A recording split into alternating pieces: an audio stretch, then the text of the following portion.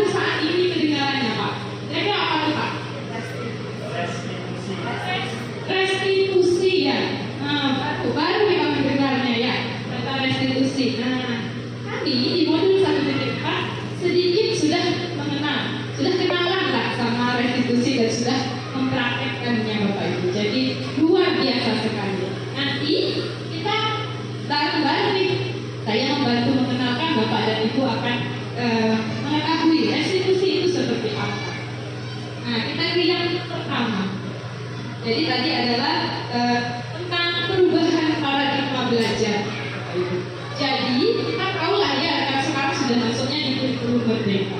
Otomatis memang sudah berubah paradigma pembelajaran. Jadi paradigma itu pandangan.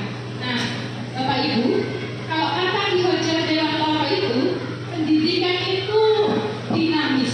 Dinamis itu artinya harus berubah mengikuti perkembangan zaman. Dalam artian apa? Tidak boleh statis. Tidak boleh diam di tempat, Bapak Ibu. Kita mau maju pendidikannya, maka kita juga harus bergerak untuk maju seperti itu. Jadi kalau mau maju pendidikannya, ya semua yang ada di dalamnya harus mau berubah. Dan perubahan itu tentu memakan waktu. Tidak bisa instan, jadi harus ada prosesnya. Nah, kali ini tentang perubahan paradigma belajar. Nah, di sini tuh ada teori kontrol namanya, Bapak Ibu. Teori kontrol ini diibaratkan ini ada dua orang. Nah, saya akan memberikan contoh nih, misalnya Bu Marta dan Bu Krisyuli. Nah, misalnya ya Bu, nanti Bu Marta jadi si A, tapi mengepalkan tangan. Bayangkan ada barang yang sangat harga di dalam kepala Bu Marta. Krisyuli akan berusaha bagaimana caranya supaya Bu Marta mau membuka kepala tangannya. Bisa? Enggak, Bu, mainnya gimana? Jelek ya? Jadi, begini permainan. Salah satu orang, Bu Marta ini punya benda yang sangat berharga di kepala tangannya. Kita ibaratkanlah bagi dia yang berharga adalah misalnya jimat warisan nenek moyang, kayak tahu ya. Jadi disimpanlah di dalam genggaman tangannya. Tidak boleh dibuka di genggaman tangannya. Tetapi sama Yuli akan merayu bagaimana caranya supaya Bu Marta ini membuka kepala tangannya. Bisa dicoba Bu, bagaimana caranya kira-kira? Coba. Nah, iya. Gimana caranya terserah Ibu? Ya dirayu kan biasanya kita dirayu.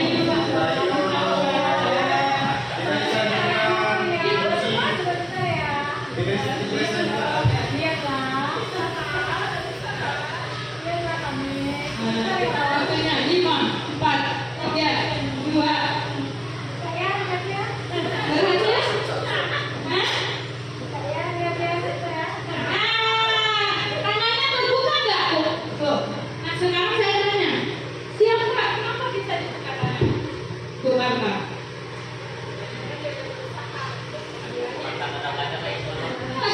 Baik. Sekarang lihat di sana, bagaimana kenapa bisa terbuka tangannya? Kenapa? Siapa yang memegang kontrol Bapak dan Ibu? Orang yang memaksa atau orang yang mengepalkan tangan? Orang yang mengepalkan tangan mau dikasih parang juga kalau nggak mau dibuka tidak akan dibuka. Begitu kan? Nah, ini berkaitan lagi dengan bukan ilusi kontrol namanya Bapak. Berkaitan dengan pendidikan tadi. Jadi Bu Marta membuka tangannya tadi karena inginnya sendiri. Rayuannya Bu Yuli berhasil ternyata. Mantap dia dalam hal merayunya. Nah, di sini ini adalah perubahan paradigma teori kontrol namanya. Memang hal-hal begini agak memusingkan kan. Jadi hal mudahnya adalah selama ini kita tahunya adalah ilusi guru mengontrol murid. Kemudian bahwa ilusi bahwa kritik dan membuat orang lain merasa bersalah itu bisa mengangkat karakternya. Kemudian ada juga ilusi bahwa semua penguatan positif itu efektif dan bisa bermanfaat. Tadi ya, termasuk di dalamnya adalah kita memberikan hadiah, memberikan reward kan. Kemudian ilusi bahwa orang dewasa itu kita sebagai guru kadang ya memiliki hak untuk memaksa anak. Nah, jadi Bapak Ibu, ini adalah ilusi kontrol. Ilusi itu semu Bapak Ibu. Jadi ini itu sebenarnya palsu. Ya, ini miskonsepsi selama ini tentang teori kontrol. Nah, kemudian di pembelajaran kita dengan paradigma yang baru ini sudah dirancang sedemikian rupa menggunakan prinsip pembelajaran yang berdiferensiasi. Jadi setiap siswa itu berhak untuk belajar sesuai dengan kebutuhannya masing-masing. Dari tahap perkembangannya tersebut untuk mewujudkan profil pelajar Pancasila. Bapak Ibu tentu sudah tahu lah ya profil pelajar Pancasila. Jadi saya harapkan bukan hanya yang mengajar di kurikulum Merdeka saja yang mengetahui profil pelajar Pancasila.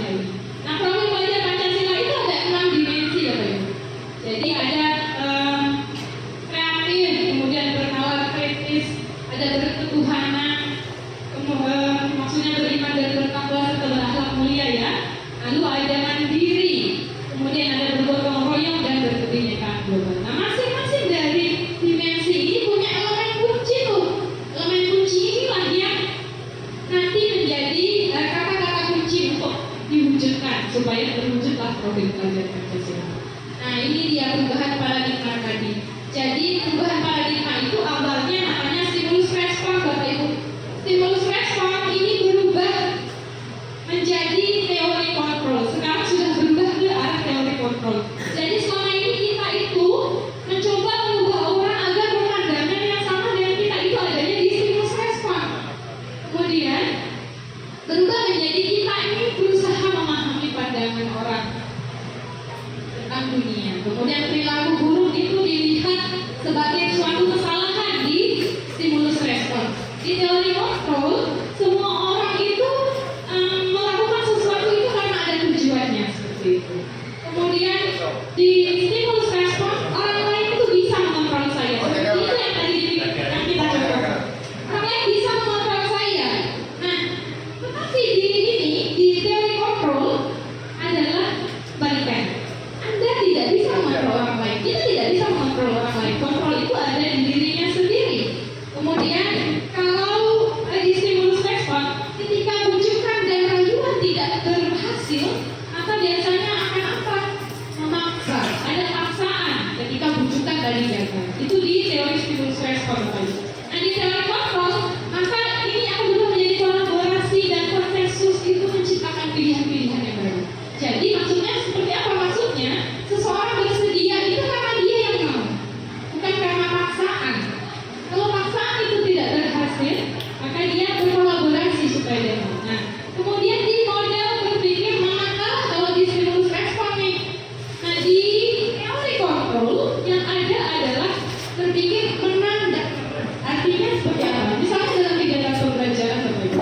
Ketika dalam kegiatan pembelajaran, maka ketika bagaimana si murid nyaman, kita pun nyaman, nah itu sudah masuk di teori kontrol. Tetapi ketika kita memaksakan suatu metode kepada anak hanya karena kita merasa ini metode yang bagus, tetapi anak merasa tidak nyaman, maka masih di stimulus respon. Belum berubah paradigmanya berarti. Nah, selanjutnya nih, disiplin. Aku kita ke disiplin positif. Nah, dari disiplin positif ini, jadi kata disiplin itu awalnya dari kata bahasa Latin, artinya belajar. Nah, sebenarnya disiplin itu membuat orang untuk menggali potensinya sampai dia menuju ke tujuannya, kemudian sampai dia apa yang dia hargai. Itu adalah disiplin makna sebenarnya, Bapak.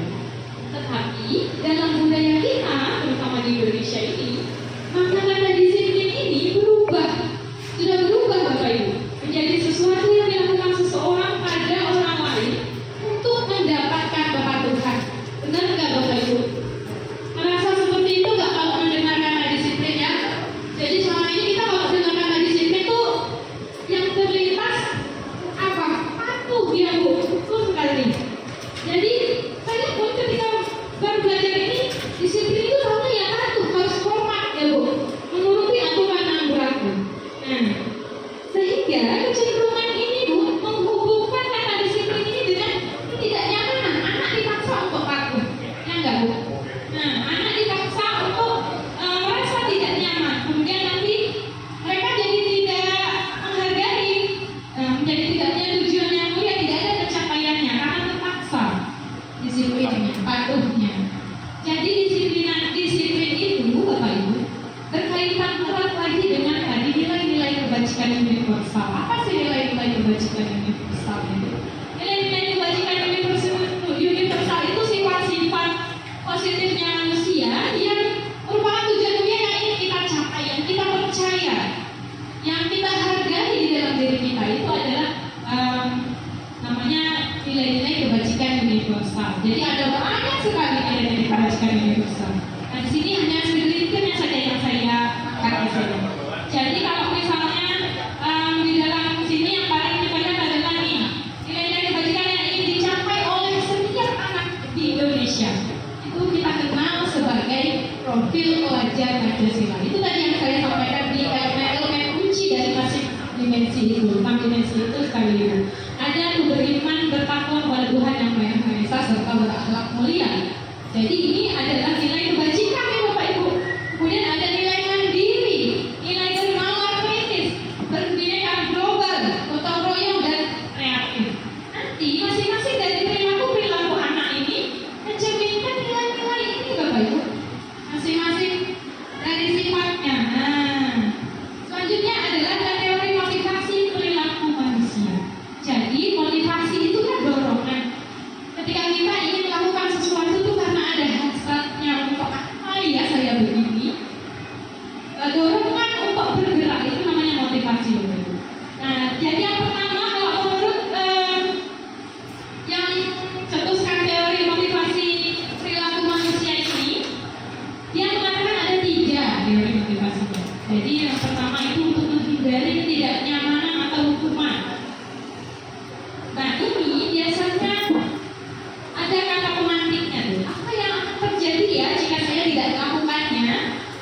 Jadi itu adalah motivasi eksternal dari luar berarti bukan dari dalam. Takut, merasa tidak nyaman, takut kena hukum nih, makanya dilakukan. Harus begini, harus begitu. Kemudian nih, untuk mendapatkan imbalan dari orang lain, saya mau mengerjakan tugas ini tepat waktu supaya guru agama ngasih saya buku baru. Biasanya seperti itu ya Bu, ada ya Bu. Ada yang ngasih buku, ada yang ngasih ini. Maka ini adalah tujuan anak untuk mendapatkan imbalan. Maka dikerjakannya PR tadi supaya dia bisa dapat imbalan. Saya mau juara 1 supaya dapat sepatu baru dari ayah. Ini termasuk di motivasi yang kedua juga. Dapatkan imbalan dari orang lain. Kemudian nih, yang ketiga adalah untuk menghargai diri sendiri. Nah, yang pertama dan kedua itu Bapak Ibu termasuk namanya motivasi eksternal, dari luar dia datangnya, dari faktor luar, bukan dari dalam dirinya. Kalau dari dalam diri namanya motivasi eksternal. Nah, inilah yang menjadi tujuan dari disiplin positif yang kita pelajari, yang sama-sama sudah kita bagi. Jadi disiplin positif itu berkaitan dengan motivasi eksternal. Harus ada kesadaran dari dalam diri. Nah, jadi ini kata belajar Dewantara tentang anak merdeka. Nah, biasanya sama ini namanya merdeka belajar. Jadi kan belajar Dewantara ada mengatakan tuh merdeka itu artinya tidak hanya terlepas dari perintah, tetapi juga cakap itu ahli dalam memerintah diri sendiri. Artinya apa? Artinya dalam merdeka ini menurut ajaran Dewantara ini, dalam filosofi ajaran Dewantara, merdeka itu adalah memiliki kesadaran dan tanggung jawab yang penuh atas dirinya sendiri. Seperti itu yang dimaksud dengan merdeka. Merdeka belajar berarti juga dia memiliki kesadaran yang tinggi untuk belajar. Nah, ini nih berkaitan lagi dengan penghargaan tadi. Oke.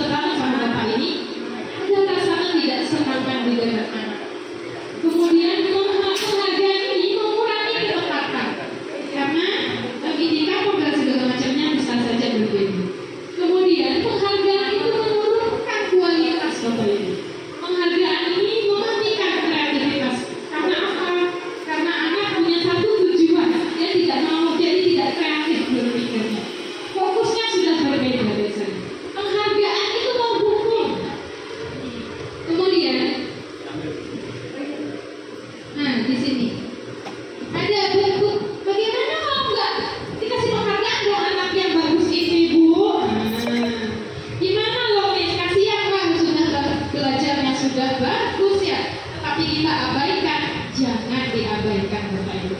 Nah, di sini ada bentuk program kebajikan namanya. Jadi ini apresiasi, ini sering kita lakukannya ada Bapak Ibu. Berupa pujian, siapa yang suka pujian? Ya kan Bu? Sudah menulis sampai selesai, pintarnya sudah mau menulis sampai selesai. Terima kasih ya, kamu hebat loh.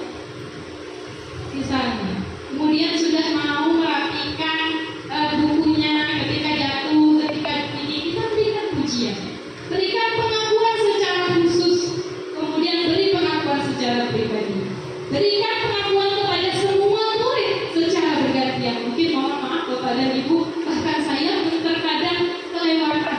Ya, kita apalagi kalau kumpulnya besar, biasanya anaknya banyak, nanti sini kelewatan gak dipuji Bapak, nanti anaknya. Kemudian berikan pengakuan ini secara konsisten Bapak Ibu. Konsisten itu artinya terus-menerus kita lakukan. Jangan hari ini kita puji, besok kita jatuhkan dia, nanti down dia. Nah, kemudian yang paling utama adalah fokusnya itu pada prosesnya. Jadi yang dipuji itu adalah prosesnya Bapak Ibu. Nah, ini adalah contoh dari pengakuan atau apresiasi tadi ini. Bisa kita bilangnya, kemarin Ibu perhatikan, saya pernah di sini Bapak Ibu, ada anak Yulfan ya, mungkin ada yang kenal sama Yulfan. Dia menolong Hanif itu di WC terkunci, mau cebok, gak ada air. Si Yulfan berlari mengambil gayung untuk mengambil air. Saya hanya dari jauh aja. Mantap Yulfan, keren sekali. Terima kasih ya. Itu sudah sangat bagus sekali. Sudah termasuk contoh apresiasi kita kepada anak. Kemudian di sini nih, nah sekarang supaya nggak ngantuk ini Bapak Ibu, ayo kita bedakan hukuman dan konsekuensi. Nih, kira-kira, jadi kan ada hukuman, ada konsekuensi. Pernah mendengar lah ya Bapak Ibu? Mencatat sebanyak 2 halaman dalam buku kalimat saya tidak terlambat lagi karena terlambat ke sekolah. Karena yang lambat, dia disuruh gurunya mencatat 2 halaman. Menurut Bapak dan Ibu ini hukuman atau konsekuensi nomor 1? Yang hukuman apaan? Konsekuensi apaan? Gak jelas? Nah, jadi kita akan, oh ini tabelnya gak kelihatan ya. Ini tuh tabel Bapak Ibu. Jadi tindakan gurunya di sini. Kemudian Bapak dan Ibu saya minta untuk menentukan kira-kira pernyataan ini tuh hukuman atau konsekuensi. Seperti itu. Mencatat sebanyak 2 halaman di dalam buku, kalimatnya tuh yang ditulisnya nih, saya tidak akan terlambat lagi. Tapi 2 halaman sama buku. Hukuman atau konsekuensi? Konsekuensi, oke, catat nomor 1 konsekuensi. Kemudian nomor 2, lari mengelilingi lapangan bola 2 kali karena terlambat, hukuman. Murid diminta push up 5 kali karena tidak pakai hukuman. Kemudian nih, menggantikan kertas tugas temannya yang dicoret-coret sama dia, konsekuensi ya. Kemudian membersihkan tumpahan air di meja tulis karena senggol, hukuman atau konsekuensi?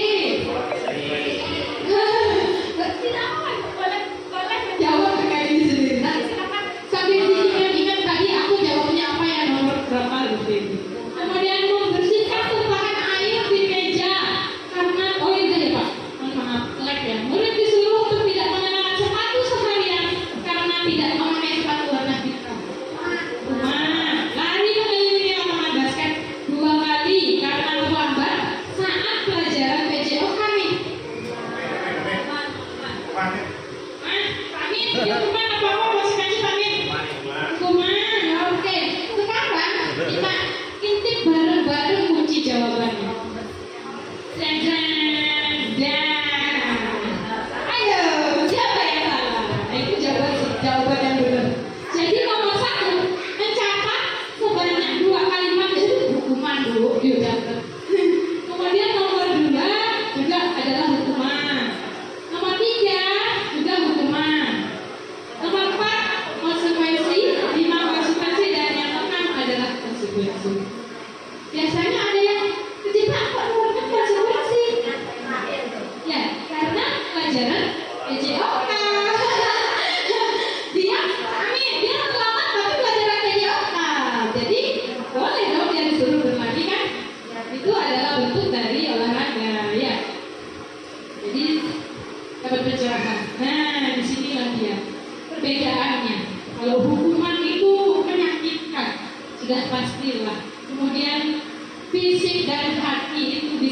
jangka waktu yang sangat panjang, trauma istilahnya. Kemudian bikin anak jadi benci sama kedisiplinan itu kalau hukuman. Lalu ada paksaan. Nah, sedangkan kalau konsekuensi itu berbeda. Jadi kalau konsekuensi itu harus terjadi seperti tadi dia merusak buku temannya, dia harus ganti kan? Temannya nanti nggak punya buku seperti itu. Kemudian dan relevan. Yang pasti kalau kita lihat konsekuensi itu harus relevan dengan perbuatan. Ketika dia berbuat salah di jam olahraga, maka berilah hukuman yang berkaitan dengan jam olahraga tadi. Gitu. Nanti kalau ini adalah perbedaannya hukuman dan konsekuensi. Nah, kita sampai di kalimat asing yang tidak kita ketahui tadi. Apa itu restitusi? Jadi restitusi itu Bapak Ibu menciptakan kondisi bagi murid untuk memperbaiki kesalahan mereka. Kemudian mereka tuh bisa kembali ke kelompoknya dengan karakter yang nantinya lebih kuat lagi. Artinya apa? Kalau restitusi itu prosesnya adalah kolaboratif. Jadi ada dialog antara kalau kita menangani murid yang bermasalah, antara guru dan murid yang bermasalah, ada terjadi dialog. Atau kita di rumah menangani anak kita yang bermasalah, ada dialog nih. Nah, itu adalah restitusi, mengajarkan mereka mencari solusi, tapi mereka sendiri yang menemukan solusinya. Bagaimana besok supaya nggak terlambat lagi? Apa alasannya sampai jadi terlambat hari ini? Nah, seperti itu bukan kita yang menemukan, tapi mereka sendiri. Tetapi bagaimana kita sebagai guru mengajukan pertanyaan-pertanyaan, itulah yang dimaksud dengan restitusi. Nah, ini adalah perbedaan. Jadi kalau di hukuman itu menyebabkan identitas yang gagal. Ini sudah jelas salah kalau hukuman Bapak Ibu. Nah, bagaimana dengan disiplin? Disiplin itu ada konsekuensi yang tadi kita lakukan, kemudian ada restitusi. Nah, kalau di konsekuensi itu sesuatu itu harus terjadi kan? Tetapi kalau restitusi itu pilihan. Jadi ada pilihan nyata Bapak Ibu. Pilihannya dalam artian bagaimana kamu mau mengatasi masalah ini. Mereka sendiri yang membuat pilihan itu. Anak yang bermasalah tadi yang menemukan sendiri solusinya. Nah, itu di restitusi. Kemudian jika di hukuman, korban itu biasanya misalnya kasus bullying misalnya.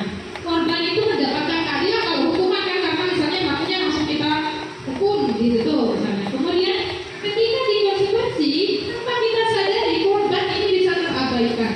Karena kita fokusnya di yang pelakunya. Tetapi kalau di restitusi, korban itu akan mendapatkan ganti. Itu restitusi. Nah, kemudian kalau di konsekuensi penguarannya hanya bertahan dalam waktu pendek saja. Contohnya tadi ketika mengelap meja yang basah karena ditumpahi air, bilang sama dia. Besok pagi, hari ini sudah selesai masalahnya Bapak Ibu, sudah nyelamatkan nih. Besok pagi bisa diulangi lagi tuh, nggak sengaja kesenggol lagi. Tetapi ketika direstitusi, maka masalah itu akan terpecahkan. Anak akan menyadari kenapa air bisa tumpah di atas sana, kenapa bisa begitu. Oh, karena naruh botolnya di atas meja. Lain kali taruh botolnya dan di atas meja, bisa taruh di mana.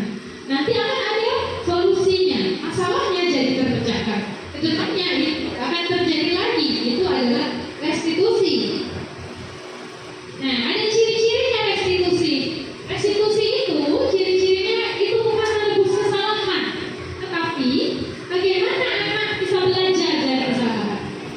Kemudian restitusi juga memperbaiki hubungan. Selanjutnya restitusi itu berupa tawaran Bapak Ibu, bukan berupa paksaan. Lalu restitusi juga menuntun untuk melihat anak ke dalam dirinya. Tadi melihat motivasi prinsipnya ke dalam dirinya, artinya nanti kaitannya dengan kebutuhan. Apa sih yang dia inginkan sampai dia melakukan hal ini? Apa sebenarnya yang dia butuhkan? Itu. Kemudian fokusnya itu pada karakter, bukan pada tindakannya. Nah, fokusnya tadi kalau restitusi itu pada solusi. Jadi nanti dia kembali ke kelompoknya lagi sudah dengan karakter yang lebih kuat dan tidak merasa bersalah.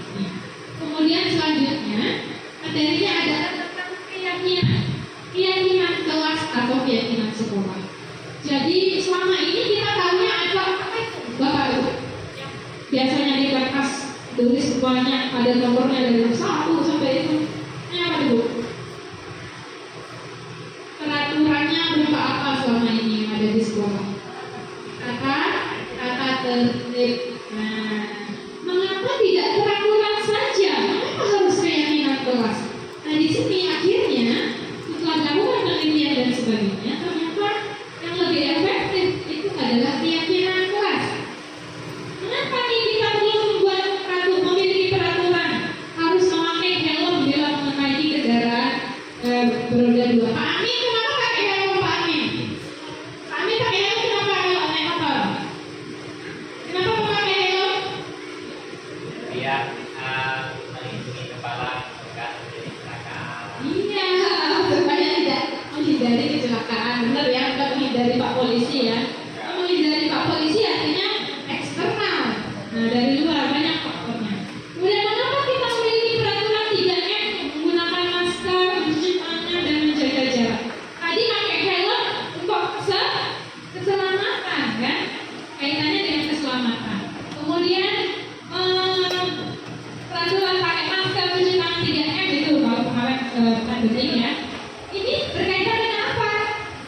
Kesehatan tentu Ibu. Jadi untuk mendukung motivasi intrinsik ini yang tumbuh dari dalam diri kita, itu kita kembali ke nilai-nilai kebajikan universal tadi. Nah, salah satunya yaitu keselamatan, kesehatan, tanggung jawab, mandiri, itu semua adalah nilai-nilai kebajikan universal namanya. Ini akan lebih menggerakkan seseorang dibandingkan dengan kita paksa mereka untuk mematuhi serangkaian peraturan. Benar nggak Bu? Kira-kira Bu? Setuju nggak Bu? Betul.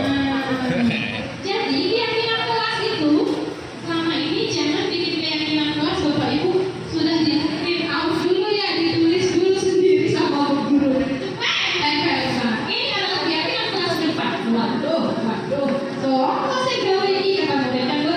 Saya nggak ngerasa ikut yakin Bu. Kata anak. Bagaimana juga anak ada yang punya kan?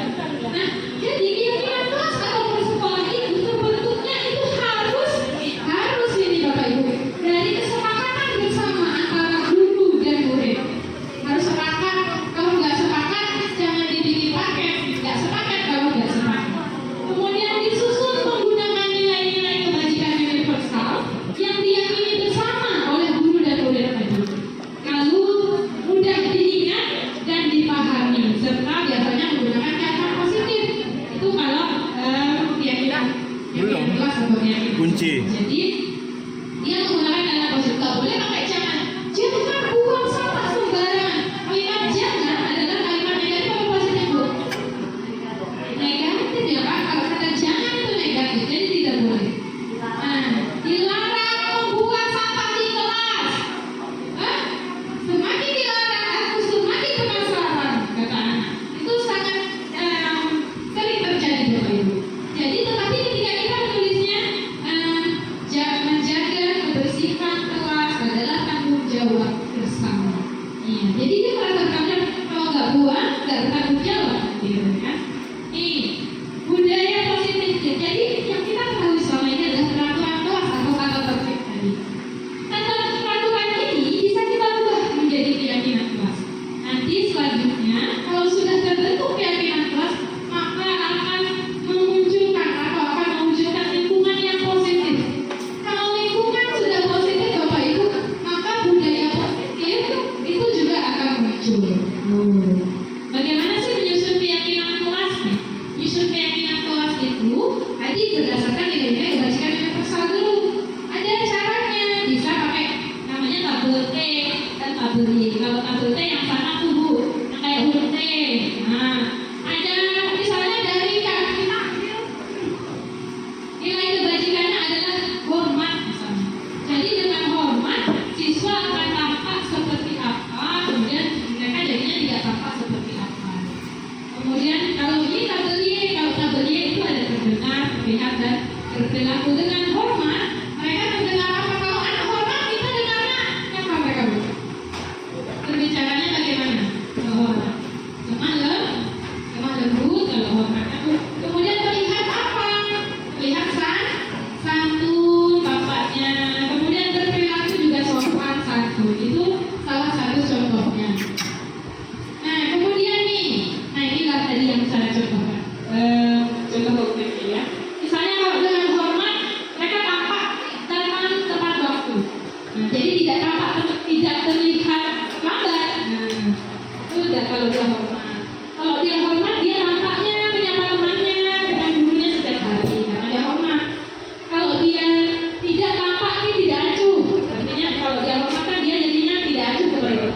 tadi? Dia Kalau di tabel Y contohnya, belum apa tadi? ketika dia hormat, maka dia akan berbicara Ini nih. dokter, Yuk, tanya dia. saya bantu, misalnya kayak gitu. Kita bisa selesaikan ini bersama-sama. Lalu terlihatnya itu empatinya, empati terhadap perasaan orang lain. Kemudian jadi dokter. Kemudian perilakunya tuh tadi dia bisa tersenyum dengan ramah, misalnya. Itu masuk di perilakunya. Ih, Bapak Ibu. Kaitan tadi keyakinan kelas itu adalah berupa nilai-nilai kebajikan. Nilai-nilai itu kan banyak sekali. Ada jujur, saling menghargai, saling menghormati, kemudian tanggung jawab, mandiri. Kira-kira kalau ada peraturan nih, kita mau ubah jadi keyakinan kelas. Selalu kembalikan buku ke tempatnya. Peraturannya seperti ini. Nilai kebajikan apa yang diyakini untuk diwujudkan? Apa kira-kira Bu? Kalau kembaliin buku ke tempatnya, bedanya apa?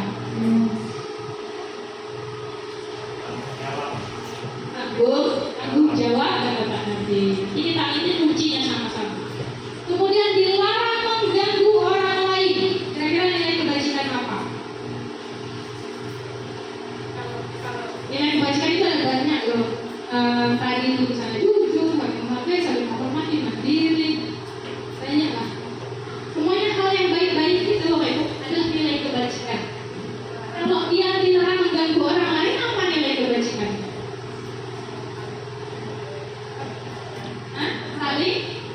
Saling menghargai. Kemudian misalnya mau hadir di sekolah 15 menit sebelum pembelajaran dimulai.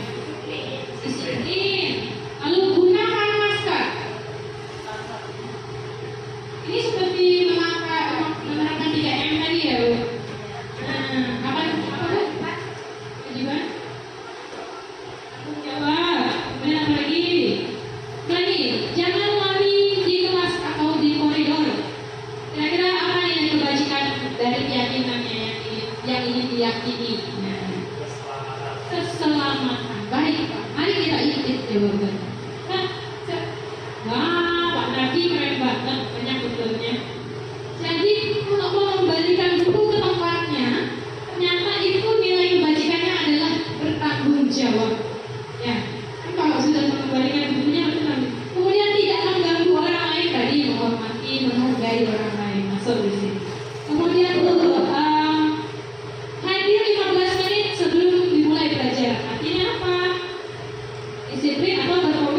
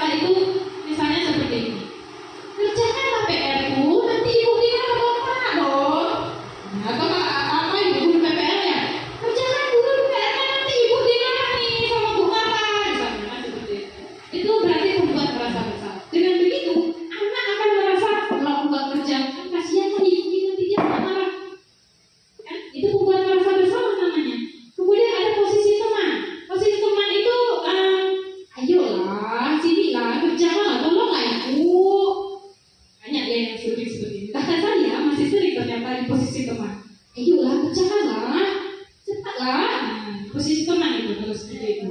Kemudian posisi pemantau itu seperti ini. Apa peraturannya? Mana peraturannya? Ngapain tadi itu gitu enggak? Ngapain? Ibu tadi jatuh, kamu ngapain tadi? Apa yang kamu lakukan tuh? Nah itu tuh pemantau, dia seperti tegas seperti itu. Kemudian kalau manajer maka akan bertanya, kenapa seperti itu? Ngapain aja dari tadi? Apa yang terjadi? Jadi di disiplin positif atau budaya positif, posisi yang paling baik kita harus berada di posisi manajer. Kalau posisi manajer artinya nanti kita menerapkan restitusi tadi. Kaitannya dengan restitusi, menyelesaikan masalah itu tidak dengan menghukum, tetapi dengan melihat, tidak dengan konsekuensi yang tadi nih di sini.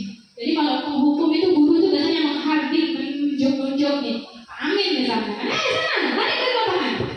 Itu adalah posisi hukum. Kemudian misalnya pembuat merasa bersalah nih, ibu ini kecewa sama kamu nih, dari kemarin nggak bisa, mesti dan gurunya mau dipanting langsung gitu. Ini adalah pembuat merasa bersalah. Anak jadi tertekan. Kalau hasilnya anak jadi ketergantungan. Di tabel ini bisa terlihat dengan jelas.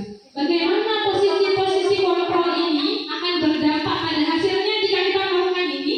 Hasilnya jadi seperti ini. Kalau kita memantau nih, anak bisa menyesuaikan diri, tetapi hanya ketika diawasi. Ya, Bu Yuli kata, kami tiba-tiba jadi rajin. Ketika akibat dari posisi gurunya sebagai pemantau. Tetapi kalau kita sebagai manajer, mereka akan menguatkan pribadinya. Apa yang dilakukannya itu dia tidak lihat lagi nih gurunya nengokin apa, gurunya mengawasi PR ini akan dikoreksi apa tidak. Tapi saya ingin kerjakan. Itu adalah posisi manajer. Kemudian kalau posisi manajer, muridnya itu yang sangat kelihatan adalah kalau penghukum biasanya diulangi lagi. Kalau pembuat merasa bersalah, di sini Bu, Bapak Ibu, murid itu jadi rendah diri, jadi baper ya. Kemudian anak pun menjadi lemah. Kalau di teman tidak mandiri, karena maunya Bu kan ada Bu Guru yang tolongin ya. Nah, Bu Guru mau cebokin ya udah lah, mau belajar cebok sendiri katanya kan di sekolah ada Bu Guru, posisi teman. Kemudian menitik beratkan di tahap pemantau. Anak jadi menitik beratkan pada sanksi dan fokusnya berbeda. Kalau ada sanksi tidak dilakukan, kalau ada reward akan dilakukan. Itu kalau posisi gurunya adalah pemantau. Tetapi kalau posisi gurunya manajer, anak akan terus mengevaluasi diri. Dia akan menemukan bagaimana cara yang memperbaiki diri. Misalnya pelajaran matematika, cara yang ini susah, dia akan mencari bagaimana cara yang ini. Ayo kita supaya nggak ngantuk lagi kita kerjakan ini sama-sama. Pernyataannya ada di kiri Bapak Ibu. Kira-kira posisi kontrol guru yang mengatakan itu apa? Kalau yang pertama ada, saya kecewa sekali sama kamu. Ini posisi kontrolnya kan tadi ada 5. Apa aja tadi yang perlu? Penghukum berapa?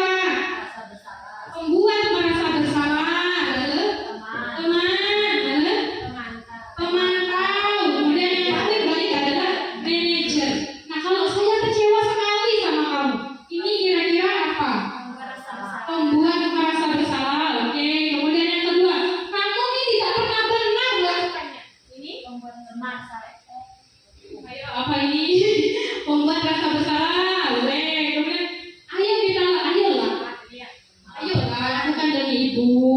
Ayolah lakukan demi bapak. Ini posisi teman. Ya, ada yang rasa bersalah, nanti kita intip jawabannya. Apakah kamu mau mendapatkan stiker bintang nih anak-anak? Mantap kali ini. Kemudian nih, bagaimana kamu bisa menyelesaikan masalah ini? Apa ini? Manajer. Kamu ini selalu aja terakhir. Rasa bersalah. Apa ini? Membuat merasa bersalah. Sudah siap dengan jawaban? Ayo kita ceng apa ya? Aku dalam hati tadi sudah menjawab. Nah, inilah dia jawabnya. Jadi kalau yang pertama itu adalah pembuat merasa bersalah. Ya betul. Kalau yang kedua, kamu ini tidak pernah benar melakukannya. Sama tuh kayak gitu. Ya kan kayak gitu kan biasanya. Bukan gitu caranya, ini kayak gini. Sama. Ini adalah hukum Bapak Ibu menghardik ya. Keras dan ngomongnya itu. Kemudian ayolah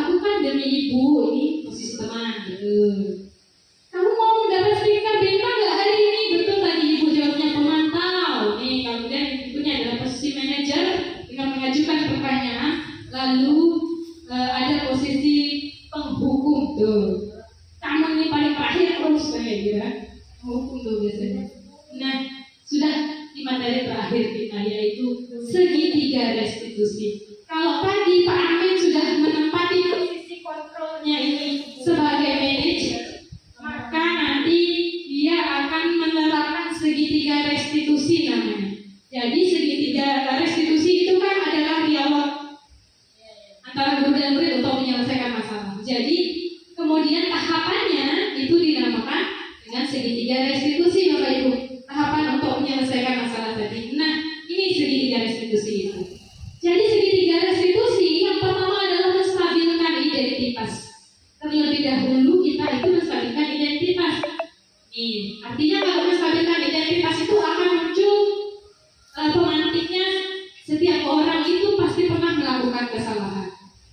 Kemudian setelah menstabilkan identitas, kita memvalidasi tindakan yang salah.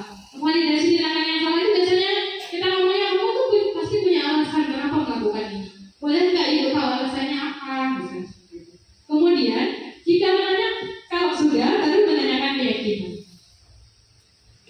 Nah, Bapak dan Ibu, tadi sudah saya sampaikan, restitusi itu sebenarnya adalah hal yang selalu kita lakukan. Saya yakin Bapak dan Ibu semua pasti semuanya sudah menerapkan ini segitiga restitusi. Tetapi bedanya tidak semuanya kadang diterapkan secara utuh. Ya enggak? Misalnya nengok temannya nih, ganggu temannya, kita bakal tanya, kenapa diganggu temannya, Bang? Itu sudah memvalidasi tindakan yang salah, tetapi kita tidak menstabilkan identitas. Atau jadi gimana nih, mau dia diapain sama temannya nih, mau diganti gimana nih, mau punya ide apa nih untuk menentukannya? Sudah menanyakan keyakinan, tetapi kita tidak lakukan ketiga tahapan ini secara utuh. Nah, ketika kita menempati posisi manajer tadi, posisi kontrol kita dalam budaya positif, maka kita akan menerapkan ketiga-tiganya. Nah, ini mohon maaf izin narsis ya Bapak Ibu. Nah, ini saya ketika menerapkan segitiga restitusi di tempat saya sana di Ketungau. Nah, biasanya tujuan dari menstabilkan identitas itu, anak ini dari yang gagal, dari yang merasa sangat bersalah, dari melakukan kesalahan, dia akan menjadi orang yang sukses. Itu adalah tujuannya, menstabilkan identitas. Supaya apa? Supaya anak itu tidak merasa langsung disalahkan. Jadi kita mengatakan bahwa tidak apa-apa berbuat salah. Karena memang tidak ada manusia yang sempurna. Tetapi bagaimana kamu bisa melakukan sesuatu tanpa mengganggu orang lain, tanpa misalnya berakibat negatif kepada orang lain. Itu adalah menstabilkan identitas. Jadi kalau kita sudah melakukan itu kepada anak, maka sebenarnya kita sudah menerapkan restitusi ini, Bu. Namanya menstabilkan identitas. Kemudian validasi tindakan yang salah. Tahapan yang kedua. Validasi tindakan yang salah ini tujuannya untuk membantu murid dalam mengenal kebutuhan dasar. Ini tadi yang sudah kita pelajari bahwa manusia itu mempunyai berapa tadi kebutuhannya, Bu? Ada berapa? Ada 5 kebutuhan dasar manusia yang ingin dipenuhinya. Nah, biasanya anak melakukan sesuatu itu karena ada hal-hal yang ingin dibutuhkannya. Nah, ini salah satu contohnya di gambar itu, Bapak Ibu. Kalau mau ceritanya itu sangat unik dan luar biasa. Dia mengambil buah gatal dari halaman sekolah, kemudian dicomekkan ke satu sekolah teman-temannya. Kegatawan semuanya, satu temannya satu sekolahan. Kan di tempat saya muridnya tidak banyak, hanya ada 50 orang muridnya Bapak Ibu. Jadi saya jalan tuh dari kelas 1 sekolah, kemudian dicolek-colekin. Pulang beberapa anak, saking tidak mampu menahan gatalnya. Dan berangkat restitusi dia untuk mengatasinya. Saya saja sebenarnya sangat merasa sangat lucu. Guru-guru itu bahkan mendapat kawalan, kamu itu bisa melakukan hal kayak gini. Tetapi dia sendiri pun akhirnya merasa sangat bersalah. Dia melihat karena dia sudah melihat temannya tidak bisa belajar. Akhirnya hari itu kita nggak belajar, Bu. Karena anak-anak juga kalau nggak bisa menulis kan nggak bisa gatal semua. Itu buahnya benar-benar ajaib banget, buahnya bisa bikin gatal. Jadi kalau dari sini kita menanyakan ke mereka nih, alasannya kenapa? Kalau sama si ini namanya Denny ya, Mas Denny. Si Denny ini alasannya penasaran. Penasaran nih, katanya buahnya. Kan saya kan awal kelas 9 itu bilang buahnya bisa bikin gatal. Saya nggak percaya kalau nggak coba, cobain kan sendiri dulu awalnya sedikit aja. Ya rupanya Saya cobain kan teman-teman semuanya, itu saya sebetulnya menahan diri ketika melakukan restitusi, menahan diri untuk tidak tertawa. Tetapi ketika selesai saya sudah gak tahan lagi untuk gak makan. Memang berarti ada hal yang sangat ingin dipenuhi yang kebutuhannya tadi, yaitu kesenangan, kan ingin bersenang-senang dia dengan teman-teman salah satunya. Kemudian dia juga ada kebutuhan lain yang ingin dipenuhi, maka lakukan hal itu. Nah, kemudian yang ini apa tujuan dari menanyakan keyakinan? Menanyakan keyakinan ini tujuannya adalah mengaitkan nilai-nilai yang didasar tadi, nilai-nilai kebajikan tadi. Tujuannya supaya anak tahu nilai-nilai keyakinan yang ada, yang sudah dilanggarnya itu apa. Jadi dia bisa menyadari kesalahannya, kemudian melihat nilai yang telah dilanggarnya, dan bisa berinteraksi nanti dengan orang lain dengan lebih baik lagi gitu. Itu kalau misalnya kalau kita biasanya ini lebih efektif jika sudah membuat keyakinan kelas misalnya. Kemudian anak berbuat salah baru bisa kita apa sih nilai yang sudah kita percaya di kelas kita? Coba kira-kira apa nilai yang sudah menurut kakak-kakak langgar itu nilai yang mana? Kemudian bagaimana nih caranya supaya kedepannya ini tidak terulang lagi, itu termasuk di menanyakan keyakinan. Kemudian apa yang kamu rasakan ketika kamu melakukan hal ini? Ini menanyakan keyakinan anak. Nah, inilah penutup kita hari ini yang dulu. Jadi peta konsep dari disiplin positif hari ini, yaitu ada teori kontrol dan teori pilihan. Jadi kalau di teori kontrol itu kita tidak bisa mengontrol orang lain. Nah, kemudian ada makna disiplin. Disiplin tadi berarti disiplin itu adalah adanya kesadaran diri, kontrol diri. Bagaimana kita mengontrol diri kita? Bagaimana anak mampu mengontrol dirinya, menumbuhkan rasa tanggung jawab sampai muncul motivasi intrinsiknya. Intrinsik itu dari dalam dirinya. Jadi bukan motivasi dari luar lagi. Tanpa ada paksaan, tanpa ada hukuman. Itu adalah disiplin, makna kata disiplin. Tidak boleh lagi ada paksaan dan tidak boleh ada hukuman. Kemudian nanti untuk menghargai diri sendiri nih, misalnya tadi di motivasi, nanti dari menghargai diri maka akan muncullah nilai-nilai kebajikan yang ingin dimunculkannya, yang dia hargai ada di dalam dirinya. Nah, baru dari situ bisa terbentuk keyakinan kelas. Nah, jadi menerapkan budaya positif itu Bapak Ibu memang hal yang harus nih dilakukan oleh seorang guru. Jadi dengan penerapan budaya positif maka kita akan menciptakan ekosistem. Ekosistem itu lingkungan sekolah yang penuh dengan suasana positif pula.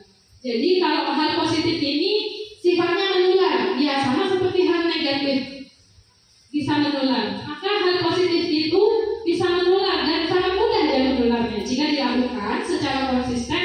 Konsisten artinya terus-menerus dan dengan kolaborasi. Tidak bisa sendiri-sendiri, pasti akan gagal dan runtuh pertahanannya kalau hanya satu orang saja yang mau melakukan.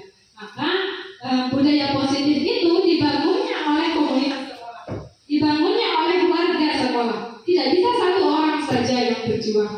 Maka mati-matianlah dia berjuangnya kalau satu orang.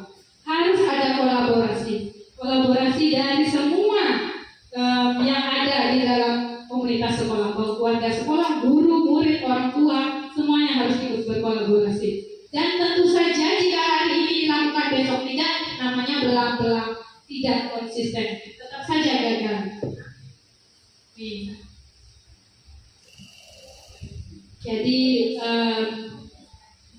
saya mau berpantun. Pagi-pagi minum kopi, tidak lupa sarapan roti. Niat hati saya tulus berbagi. Cakep. Jika ada salah, I'm sorry. Jadi terima kasih banyak sudah mendengarkan sharing saya mengenai budaya positif.